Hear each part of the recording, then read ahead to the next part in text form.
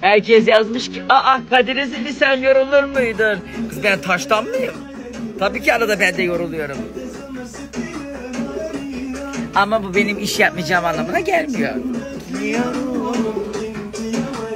Merak etmeyin, enerjimden hiçbir şey kaybetmem. Benim yorgunluğum tülbent kuruyana kadar. İyi gidi kızım. Şöyle hızlıcık oturdum mu geçti. Seni bekliyorum. Yalnız herkes o kadar enerjime ve böyle enerjik şarkılarıma alışmış ki arkadan böyle iki tane